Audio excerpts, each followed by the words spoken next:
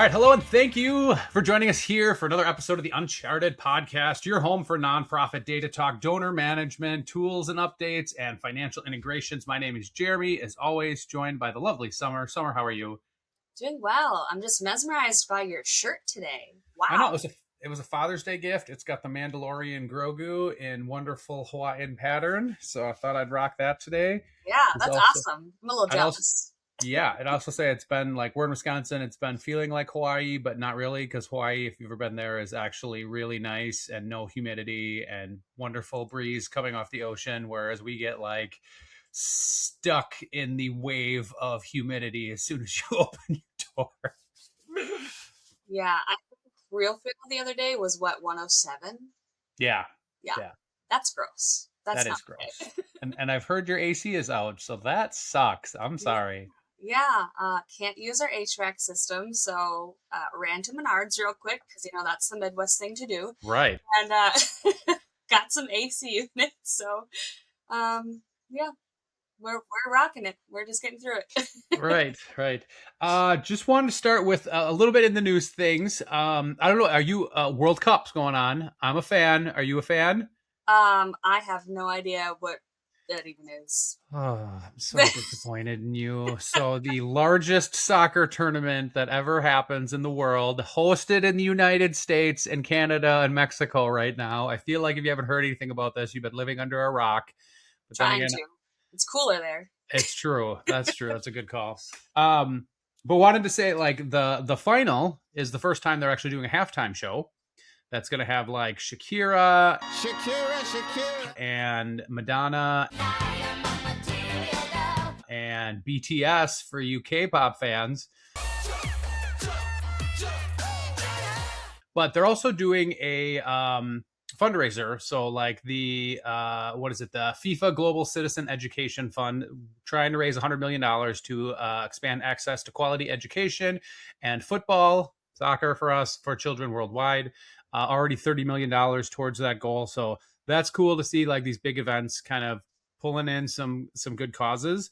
I will preface this, and you won't know this, but like FIFA itself as an organization, kind of shady, not done good things in the past. If you want to go to the Googles and look that up, or John Oliver on his show Last Week Tonight has done a couple of things on how icky sometimes FIFA can be, but just cool to see.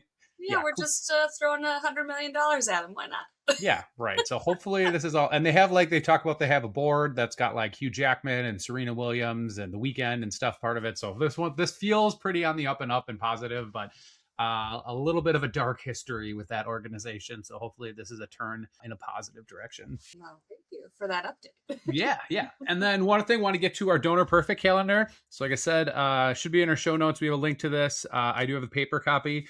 And today's nugget of wisdom is very fitting for us. Your donor data tells a story. Use your fundraising CRM to analyze individual donor trends and build stronger connections. It's like right out of our script, Summer. Yes, it is. They just know. This has happened a couple times now. Yeah, right. I like it. Okay, so let's dive. So the last couple episodes, we've been diving into CharityEngine, and want to do one more, kind of focusing on the reporting and some of that data coming out capabilities. And then we've talked about this before, CharityEngine isn't one that gives you kind of like a trial, because it's just kind of such a beefy product. So a lot of things we're doing are screenshots or information that we're pulling from things. I did familiarize myself with some of its QBO capabilities, or like exporting data into financial software. So I want to cover that too. So with that, I guess, where would you like to start and talking through some of the reporting type stuff? Yeah, I'll start with probably one of their help articles. I do have some screenshots, but the screenshots I have are pretty much the same that is in their articles anyways. Sure. Yeah. All right. So I figured we'd start with reports and analytics. So there are a ton of reporting options. I think, there's roughly 100 out of the box reports in CharityEngine. So lots of options. In their help articles, they'll go over like prerequisites. So they'll talk about things that need to be set up or configured before use. So that's kind of nice. And here it's just telling you that you gotta configure your goals in order for it to show up in certain places. Um, So your so goal is like what you are trying to glean from the information that it has, right? Like an end state. this specific goal that they're asking for is how much are you trying to fundraise between Got it. these dates? Got it. Okay. So that I can do some kind of pacing or like the thermometer is, hey, here's our Yeah. goal, here's where we are, and yeah, okay. Yep. And that'll come up more when we talk about dashboards. But for reports, so I have similar screenshots here, but these are kind of all the reports they have. They have general reports, a bunch of contact reports, kind of the same as their modules on the side. They kind of go hand in hand. Yeah. Transactions, accounting, fundraising, like all of them. So this is kind of where the 100 out of the box reports are from. You can click on any of these and it'll populate it for you. And typically what it will do is it will take you kind of to that module. So if you click on a contact report, it might take you to like the people module and contacts. So then you can customize the report, the out of the box report, and then save it to be your custom report. So that's kind of nice. Yeah, that is nice. And I think it's really important that they have, and I don't think it's different for a lot of the other tools, like some out of the box capability here that you can kind of go in and leverage. And then I don't want to steal your thunder, but I assume there are like ones where you can customize and be like, hey, pull these fields in and do that as well, right? Right, right. Yep. So we keep going here. This is kind of a screenshot of one of their dashboard reports. So this is the sustainers dashboard. So it's nice because it has some visuals for you here. So if you have numbers people or visuals people, there's a bit of both. So you've got your line graph, your pie chart, your actual numbers, and there's a little red down arrow here. Sometimes it'll be a green up arrow. So this is just telling you if you're either downgrading or upgrading in a certain area. So this says you're down 25% in new accounts, down 43% in revenue, um, down in lost accounts, down in lost revenue, but you're up in net accounts. So that's good. Net positive. Yeah, right. Yeah, so lots of good information here. If you wanted to have like a team meeting and just kind of go over it, super quick to access and get to. So that's kind of nice. This is the campaign's email deliverability. I've not seen this one in my CharityEngine that I'm working in, but this looks fun. Lots of colors. um, I'm wondering if maybe this wasn't how it used to look. They've made some updates. Some of these help articles are a little old. Like this one's just over a year old.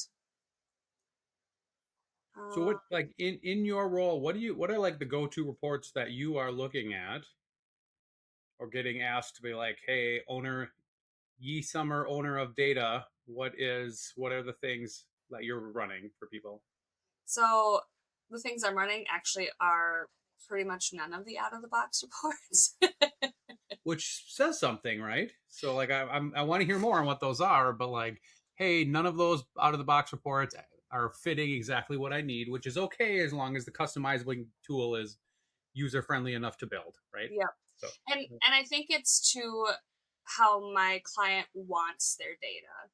So a lot of the data I use is kind of spreadsheets, CSV or the files. I the can't talk. files, yeah, The files, because they're wanting to like look at numbers and filter through things and get totals and sums. Which, not that these dashboards don't show that, but typically they're things that we're sending to other departments. So like the finance department, if they need to look at certain reconciliation items, or the auditors if they're trying to find a certain dollar amount for a certain donor. I'm not going to send them this dashboard because yeah. it's telling them a broad summary.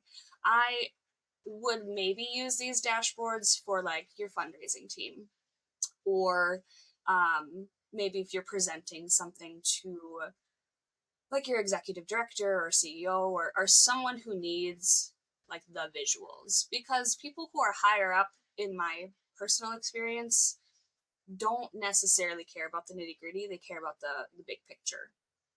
So a lot of these dashboards and out of the box reports are kind of your overall big picture, which again is nice. It's just not the ones that I'm using. Right. And I think like that's nice to have too if you're pulling in data for like a board report or things like that, that you can just screenshot this. It'd be also nice, I don't know if you can know or do this, like embed something in a PowerPoint or in a Google display doc or whatever it is. And I have a client ask me is like, hey, can you get us a thermometer type thing where we can monitor where we're going? And I'm like, yeah, so I made a janky Excel where you kind of got to line everything up, put it on there, and there's actually a bar graph behind it. So if you update the number, you can do. Be nice to have that embedded in a tool because everybody wants to see that, right? When you're doing this goal, what does that look like, and communicate it out to things. So Yeah, they definitely have the thermometer, and you can embed that on your website, on different forms, on all sorts of stuff. And then you can also, there's this little print button here, so you can just print the whole screen, which is nice. yeah, yeah. Is it so? I'm one, and again, I kind of probably getting you off your script or going around all the places, but like I want all the data just exported out in all the granularity possible. Do you feel like it's the reporting and queries tool is good at that? Is like I want every single, and I'm only worried about dollars, right? So I'm not worried about like, hey, here's a new contact that was added or whatever else. But like every transaction that has hit and money has come in, do you feel like you could build that and export it out pretty cleanly with CharityEngine? With the queries, I do. I do a lot of work in queries. Honestly, I don't do a ton with the out of the box reporting at all. I'm not usually in there. I do a lot of custom reports, and I use those a lot for actually list building because I find it's easier to filter certain list requests through the contacts app or module. I forget what they call it because they have, and I wonder if I can find a screenshot for you guys, but like the little filter thing. So like this is what their filter button looks like. It's this little cone at the top. But you can just click on that, and then it gives you a bunch of specific options. So like by district, you can draw like a circle on a map if you're looking for a specific area, a certain representative, a certain tag, group, list. So there's just a lot of quick options, and I like how quick it is to do it in reports versus a query. And then the report or query can be used to send emails or to send communications, which is nice. So it's not like you have to do one or the other, and your communications person can find it pretty easily. I know that the communications person I work with, she's never really had an issue finding any of the reports because when she goes to send something, there's like a little search bar and she just types in whatever I named it, and whether it's a query or report, both populate. So that's nice. Yeah. And I go back to that like query data being important because I've never been in a tool that can answer every question I have native in its functionality, right? I played a little bit with Salesforce. It's close, right? But again, I used to, before starting this venture in nonprofit accounting, I used to work at a Fortune 500 manufacturing company.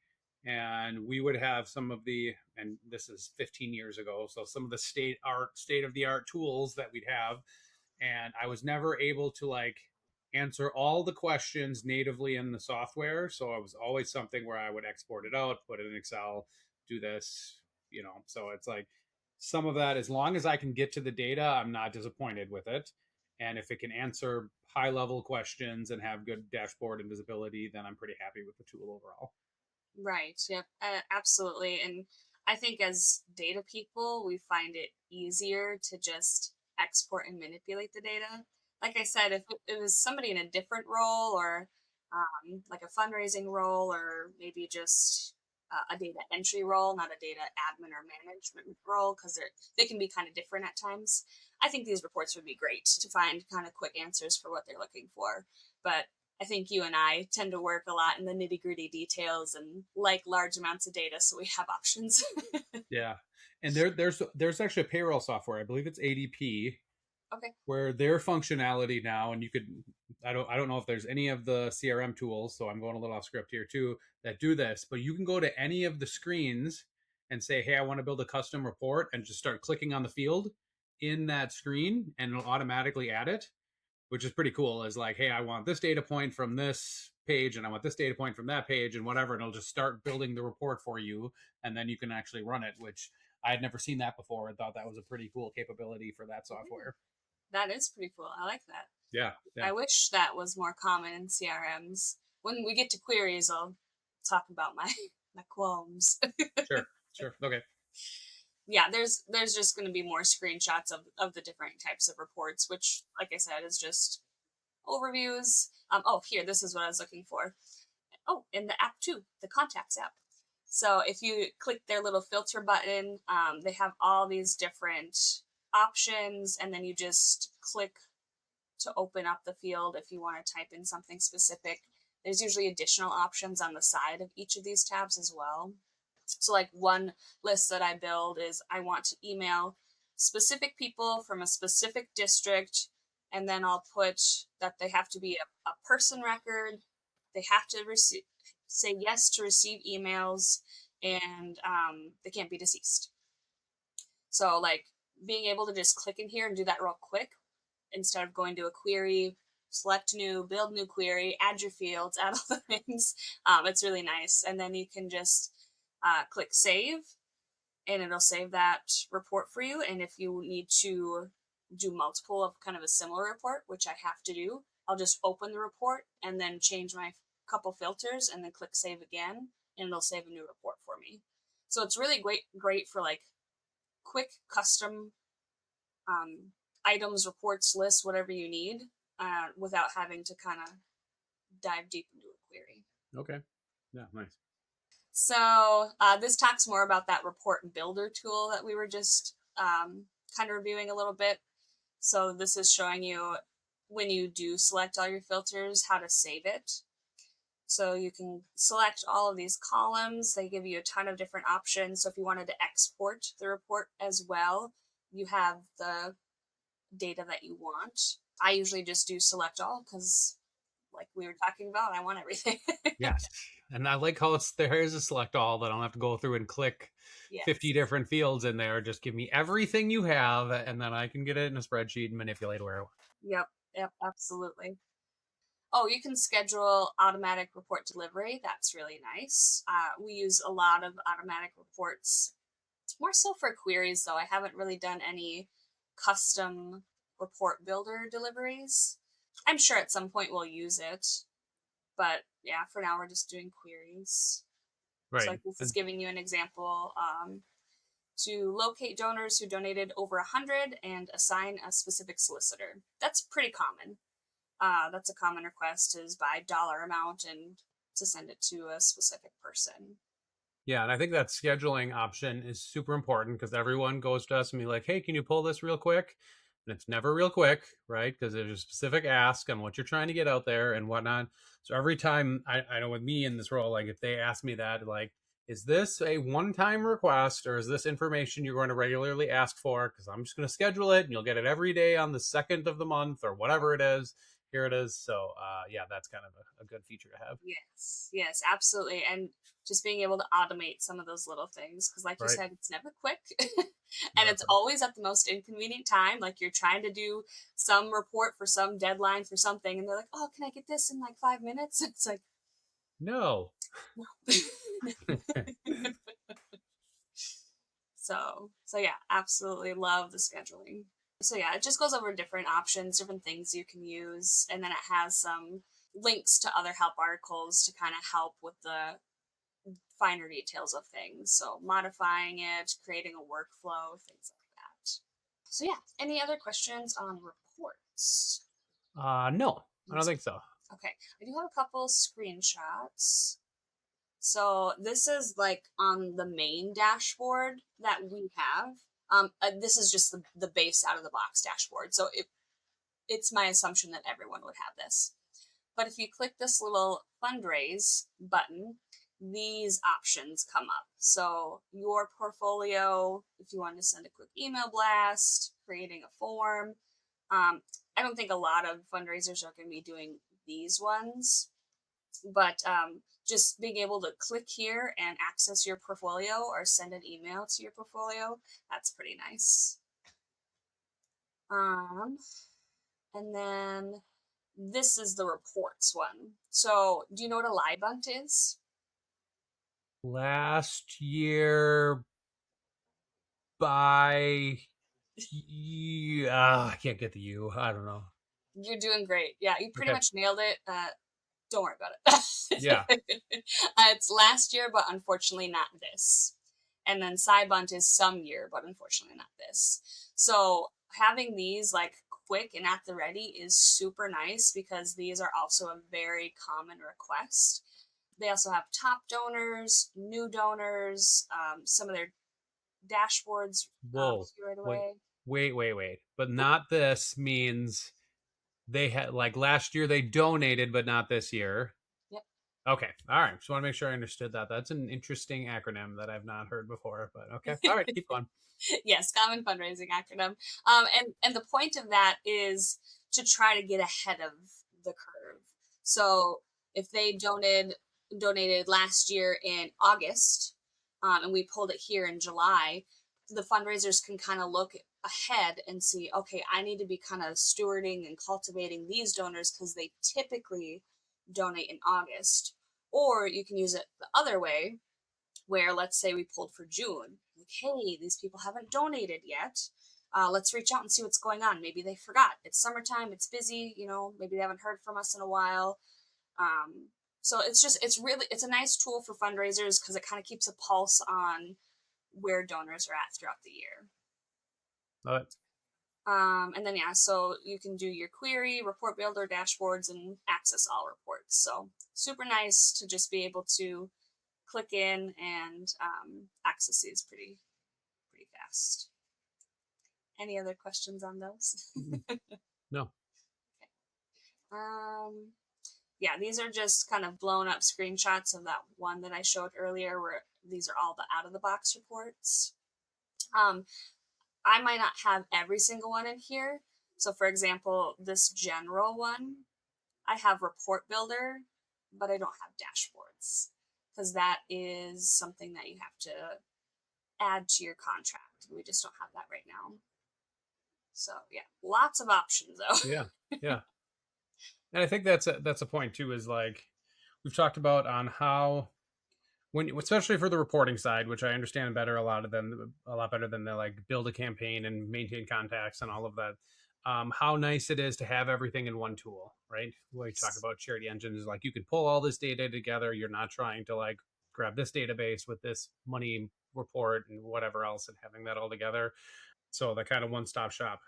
But Yes. also on the same token, if it's not all directly out of the box and like, hey, you have to have this module and that's more, and you have to have this module and that's more, that also can be taxing for an organization when you're trying to get efficient processes and you run into this roadblock and oh yeah, if you would add this, that would be helpful, and you're like, oh, I don't know if I can do another module, or like this is outside of our budget, so that can be frustrating too.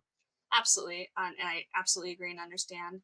Um, Fortunately, the little things that I have asked for, such as like the Outlook connector, the Excel connector, things like that, they've not been too expensive. It's just kind of annoying to have to ask for it. It's like Right. I just want to use it. Yeah. And I'm sure like your client is like, Summer, are you kidding me? Come on. Yeah, And you're like, like here's, oh, I and gotta. you have to make the case for it. Is like, this is what this will allow me to do. And yeah. Yep. So far, I'm just doing workarounds because we're just not there for adding some line items to our budget, but that's fine. That's when you just go to Zapier and you just you just do what you got to do. Just figure it out. Right. But this is the custom reports, so I wanted to show everyone like all of the options. There are so many options. Some really nice ones that I've used before. So like you can create a custom report based on notes. This is really nice for, let's say you're trying to figure out everyone that was contacted for your annual event. You can go to notes and kind of type in some keywords or find notes, and you can build a report based off that. So that's pretty cool. I like that. I've used that. If everyone who entered the notes is spelling things correctly and what, yeah. All right. But I'll that is get off why, my soapbox. no, you're right. And Yeah. it Oh yeah. drives me crazy. So that is why I push so hard for standardized data entry, even in notes. Shorthand notes drive me nuts. LM, cool. just type out, I left a message. Or, whatever. There's so many different like acronyms and shorthands that fundraisers use. I'm like, no, no, no. Just use the words. Use the words. Please. Yes. Because yeah, there have been times where I've had to kind of search for things 3 different ways based on spelling. Right. But so yeah, other ones are activities, which is kind of like just what you're doing with a donor. So phone call, email, thank you, whatever. That's really nice. I've used that one as well. They have a leads one too, which is kind of cool. So that's where that algorithm in CharityEngine kind of goes through and just generates a leads list for you. Like, you should talk to these people. So I like that. Yeah, so many more acknowledges, pledges, creatives, initiatives. Literally, like anything in CharityEngine is kind of a report option. So that's kind of cool. Like, there's seriously 4 pages of this. Yeah. So I won't make everyone read all those. That's a lot. So yeah, that's reporting. Very robust, lots of options, lots of out of the box options, but I feel like a lot of people will probably customize the out of the box or use custom reports, which is just fun too, because they're all great options. We've talked about their support level before, so I have to think there's been a place where you're like, I'm trying to pull this information and I can't get it on this report and it's not here. So if you've reached out to their support and that has gone well. Oh yeah, I've even Okay. reached out like last week. I was trying to verify the functionality of the household roll up feature, and I was having some complications because that's one of the items that I've been cleaning up and trying to get to a better place. And when I exported it wasn't matching up. And so I literally just put in a ticket. I'm like, hey, I tried to do this export. This is what I was trying to get. This is the results I actually received. I need somebody to kind of look into it for me. And so I actually had 2 different people look into it. The first one was like, oh, I poked around here and I looked at this and I'm not seeing it. Can we maybe try to replicate the issue? And so I tried it again. I was like, hey, yep, I'm still seeing the same things. And so then I think they escalated it to maybe another person in their IT department or support department. And she hopped in and she's like, hey, did you try this, or that? Or did you look here or whatever? And I ended up re exporting it, and it maybe it was just a lag time or maybe just a bad export. I'm not sure, but the issue was solved. So I'm like, I don't know if it's one of those things where when you finally contact IT, it's like, oh, now it's working.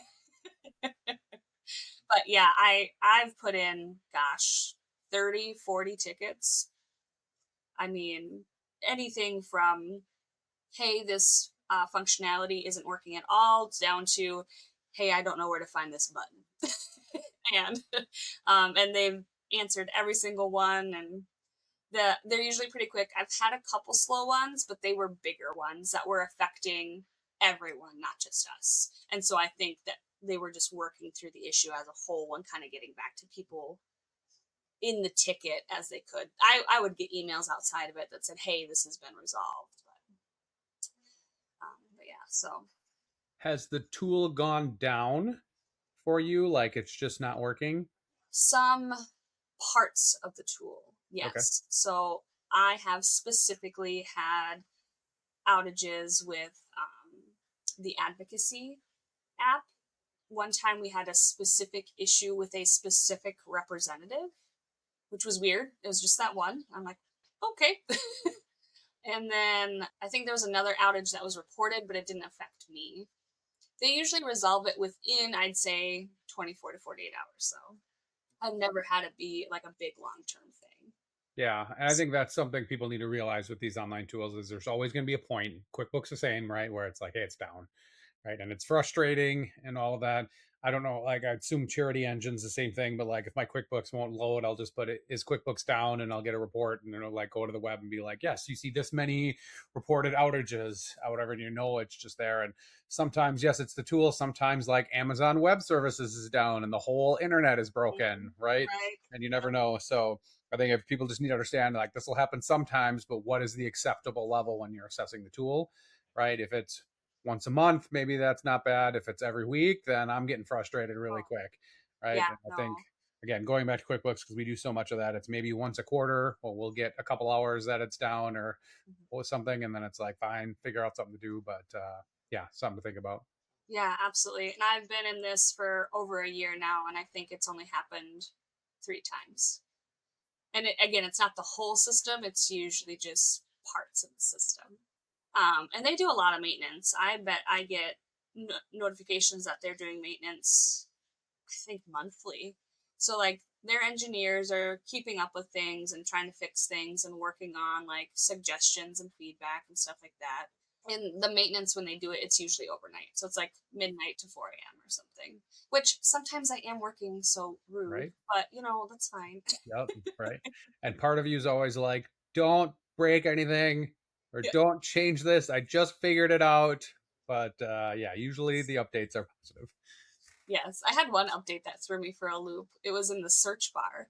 There's now a toggle where it says show all details. And I like didn't realize it was there. Again, it's probably, on me because I didn't read all their updates or whatever. Right. But I was getting so frustrated. I'm like, where is the address and phone number for these people? I don't see it anymore. And then I like look down in the corner. I'm like, ah, Oh, I there it see. is. Okay. Yeah. Yes. Clicked it on. I'm like, that's better. Right. Like, did we need a toggle for that though? I don't know. So, just all the little things and preferences. So yeah, that was reporting. We can quickly go to dashboards. So there's an out of the box dashboard, which we have. This is the goals that I was talking about. So they want to know the year. They'll also ask for the last period so they can help you do like a year over year comparison, and then your fundraising amount. And then, so here it goes over how to create the custom dashboards. So, like I said, I don't have a ton of experience with this because we don't have it, but I think it's really cool that you can. Dashboards is one area that I get asked for frequently for building or customizing. Again, usually by fundraisers who just want to see something quickly in the visual. So there, I just want to show you. Here we go. So they have a builder and you can do all the different widgets. So KPIs, charts, data, reports, templates, like everything. So that's really cool. Nice. Obviously you can edit it, you can position it on the screen. It's fully customizable as far as I'm aware from what I'm seeing here. It looks really cool. I'd love to be able to use it sometime. I just don't have it right now. Right. All right, and then the last one we'll go over is queries. So this is a workflow. It's one of the. I just picked one because I just wanted to show you guys this so you could kind of see what a query looks like. So first you're going to go in and you're going to click new, and it's going to give you options for like types of queries. So you can do contacts, donations, campaigns, events, advocacy, online, workflows, configuration, or other. And then based on what you choose, it'll drop down like more options for you. So if you're looking for activities or addresses or projects, so like specific things, you can drill down and just base the query off of that specific thing and not have all the options. So it's kind of nice, but I usually just do one of the bigger ones. So I'll just do it like contacts. So I have everything because, I like the data. Right. So then in here, you would go and you would select your fields, and then you would also select your filters. So they just kind of drop it in and snap in place. Sometimes that drives me nuts because it doesn't always go where I want it to. Like I like to order. Can you drag it around then? You can, yep, but sometimes it takes a couple times. It's probably user error, I'm sure. You can also do complex queries. So you see here where it says and, they have options for or, and not, or not. So in query language, it's kind of like your parentheses, like I want this, or this, and this in this example. You can add subqueries in here. So if you want, for example, like if we're looking at this one, all of this and these specific IDs in this specific query, then you can add that in. And you can just it kind of cascades down where you can just drop things in. All the buttons aren't populated here right now, but that's okay. So then once you have your fields and your filters, you can hit run, which will start pulling your query for you. Another cool thing about the queries is there are a lot of options to kind of customize your fields. So, like if you can't see it here, but there's usually a little drop down arrow on the field button. You can set a formula, you can set the value if it's blank, you can set a conditional value, and you can group by. So a lot of times we'll group by ID for pulling transactional data, and we just want to know all the transactions for that specific ID. You can also rename these. So I've found that really useful because when the fields export, it's usually a really long name. It's usually like contact.id.firstname. Whatever. And that drives me nuts. So you can just rename it right in here. So if you just say first name, when you export it, that column will now just say first name. That is nice. Yes, very nice. I Yeah. spent a lot of time renaming columns trying to export data. I'm like, that's annoying.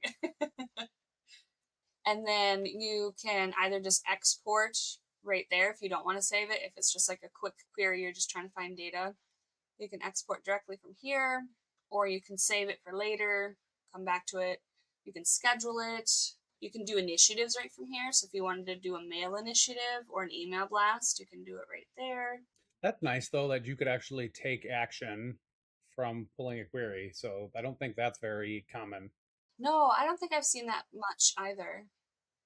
So yeah, lots of very robust query, which I really like. And then I like the preview options as well because sometimes I pull a query and I'm like trying to look through to make sure it did what I wanted it to. So you can show 10, 20, or 50 in the preview mode and you can kind of go through and make sure that it's what you want.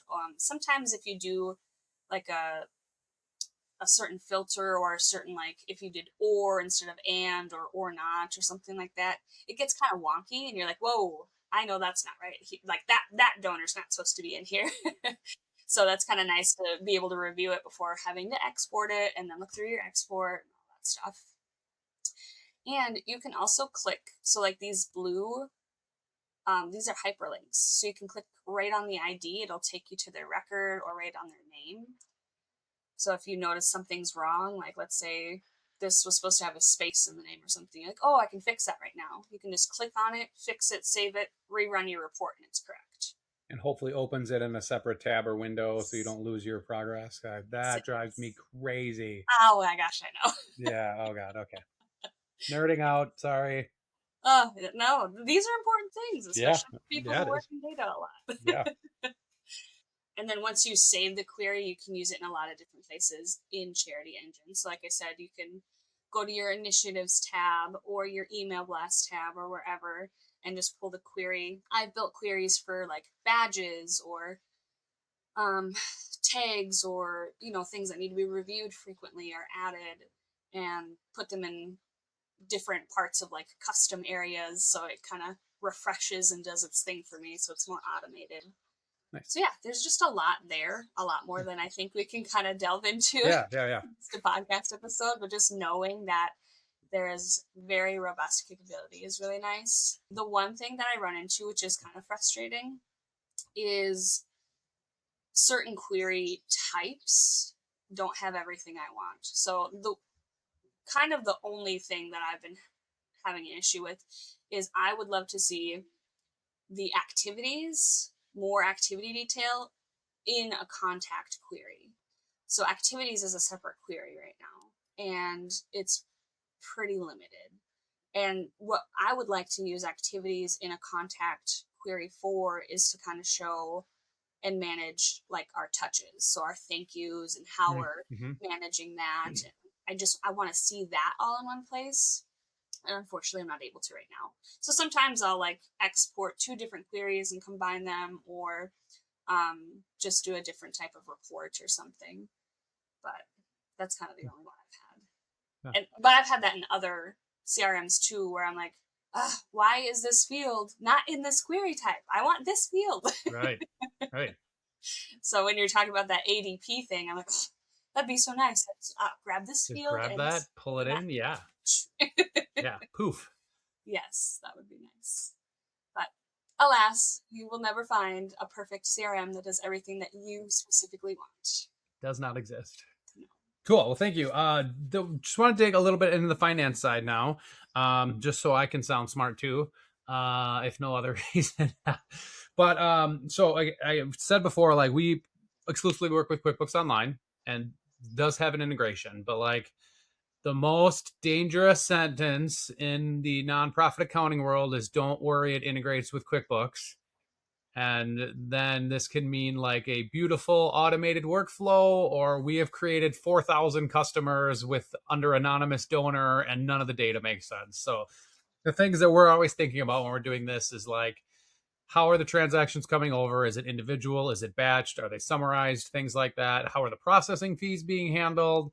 Can we map things and at what level, right? Can we do the revenue accounts? Can we do where like the restricted funds or what like program is that supporting? How else do we need to segregate the transactions to make sure that when we get it in the financials, it makes sense and we can put a good report and knowledge out in front of people?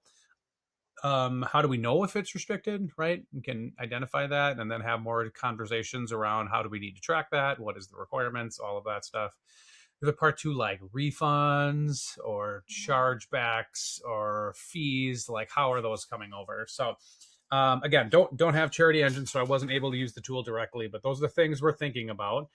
Right. So I did dig into it and did some research on this, and overall relatively impressed based on the information I found, right? Is that first of all, like your QuickBooks does not duplicate your CRM tool and should not. It is not built to be a CRM or a donor management tool.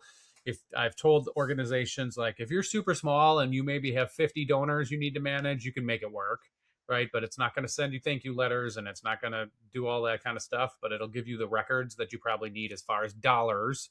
But you can't track notes, you can't do that other like campaigns and things that in there. So I did see that like it does have the capability to sync transactional level data, which may be good for smaller organizations, but most of the ones that even we get involved with, we don't want that. We want batches of data coming through where we can map it through correctly and understand where all the dollars went.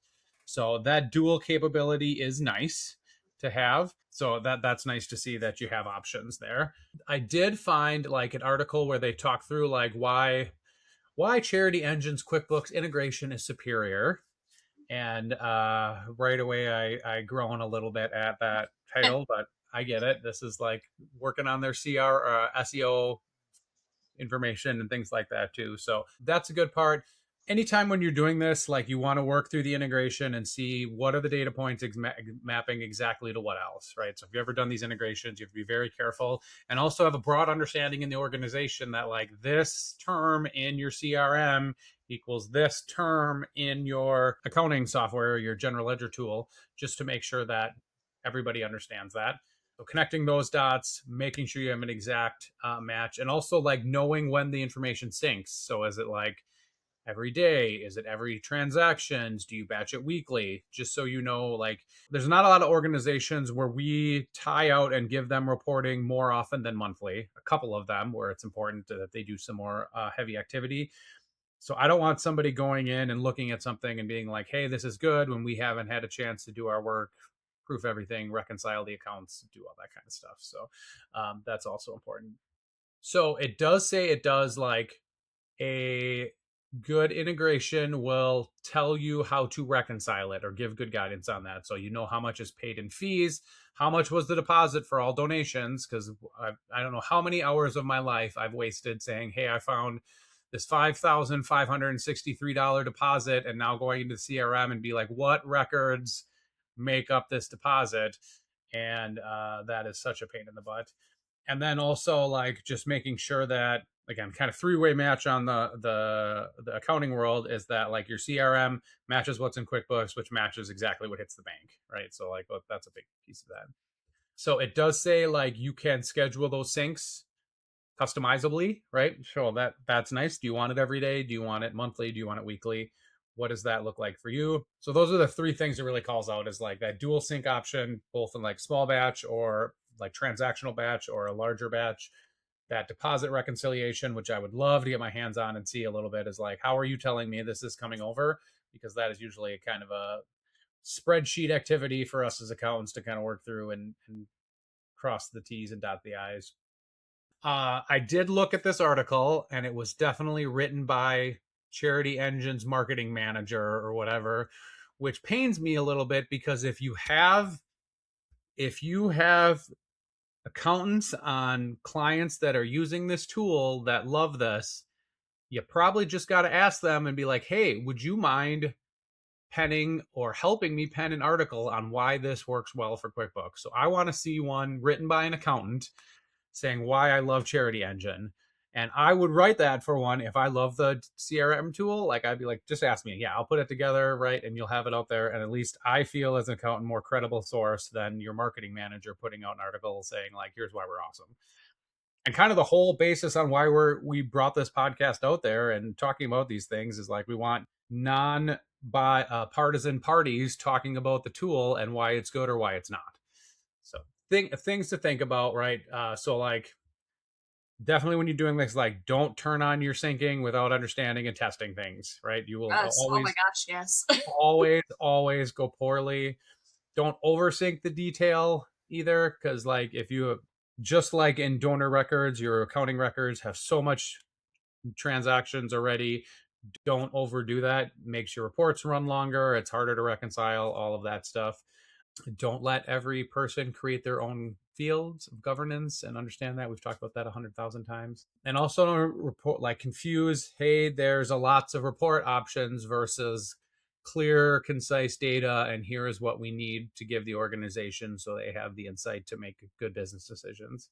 Yeah, again, it seems like there's really good capabilities. I have seen positive feedback and a couple of queries on reviews and feedback with accountants. A couple other ones that were mixed, right? That some challenges, but yeah, the bulk of those were actually really good. So as far as what I can tell from the finance side, like 4 out of 5 stars, probably like pretty good on this. So I was just gonna say I'm in the configuration option right now, so I just wanted to tell you guys what's in there from the CharityEngine side. So it asks for your API token, your bank account, your revenue account.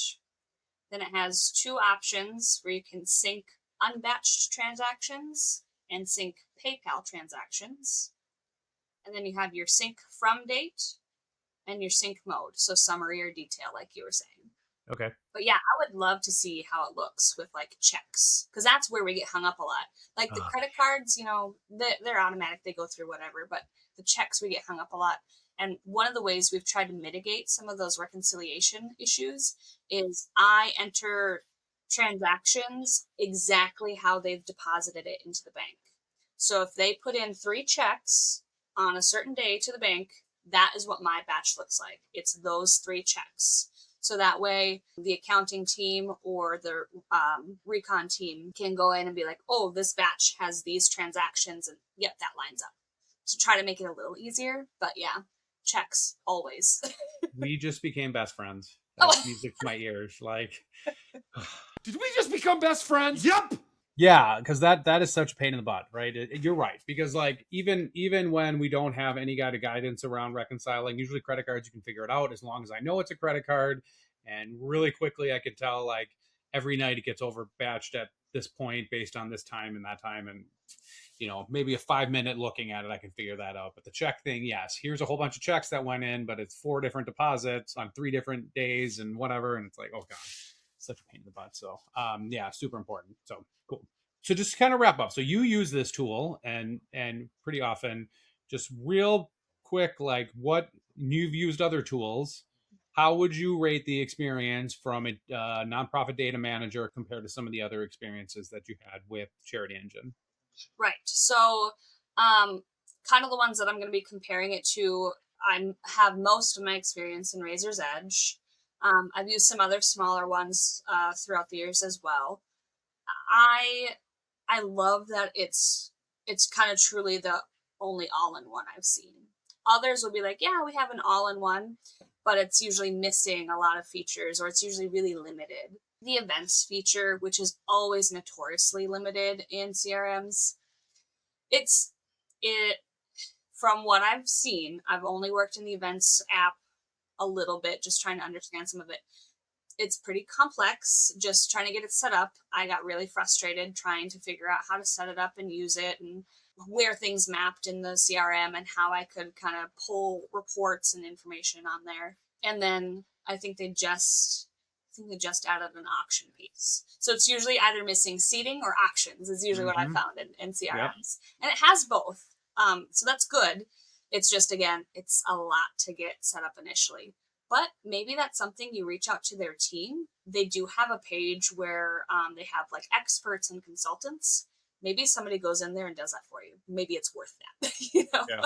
But other than that, yes, truly all in one. I can see every email, every text message, every fundraiser activity as long as they enter it. Every way they've supported the organization, again, as long as it's entered, like volunteerism, events, donations, everything. So as an all-in-one tool, I love that. I do get kind of frustrated with just how certain things work. They can be kind of confusing. It can be a little clunky, kind of going back and forth on certain things. But again, when I have those issues, I can reach out to support, and they're so quick and wonderful to work with. Now, comparing that to Razor's Edge, another good, robust system. I like Razor's Edge to an extent. It's very expensive. The support is awful. Absolutely terrible. I got zero help from their support, like literally ever. And they nickel and dime for everything. Every little last thing, down to, oh, you want access to this field? Well, let's get a little more cash in there. I'm like, come on. Yeah, right. Or some of their like integrations, like I had a really bad experience with Omatic. So a former Razor's Edge employee actually started Omatic. Wink, wink. So like certain things only work through Omatic and into Razor's Edge and all that stuff. And yeah, I didn't love that. So Razor's Edge is great for a lot of things. It's just, it's going to nickel and dime you, and it's going to have a lot of different pieces that you have to put together. It's all in one, again, to an extent. You have to pay for it. You have to kind of know what you're doing again. So that's where having to hire experts and consultants and all other people, it gets very costly. This one, at least, yes, it can be confusing, but you have that support and people who are truly here to help you and want to see you succeed. And they do listen to your feedback. I've given them a lot. Yes.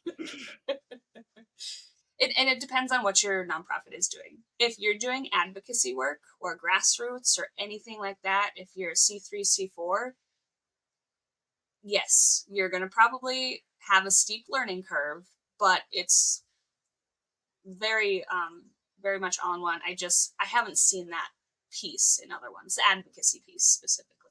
Usually you have to integrate another solution. So if you're just if you're a different nonprofit and you don't have to use that stuff, maybe CharityEngine might not be for you, or CharityEngine without certain pieces, because again, you pay for different apps and modules.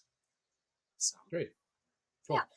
Great. So that gets our overview of CharityEngine. Another one checked off. Again, it's a lot to go through, and appreciate you guys staying with us through it, and hope it's really helpful, right? We try and, again, whole goal here is to be very objective when looking at these tools, tell you the positives, the areas of improvement, and just personal experience on what we have with things. So with that, we'll wrap it up. Again, reach out to us at unchartedpodcast.org. Give us some feedback. Share with your friends. All you data nerds, I hope this is resonating with you guys a little bit. So another one down. We're going to try to get somebody from CharityEngine on, trying to work that out. Hopefully that happens in the next episode or two. But if not, we'll have another one out for you in a couple weeks. And Summer, we'll talk to you then. Sounds great. Thanks, Jim. Okay, thanks.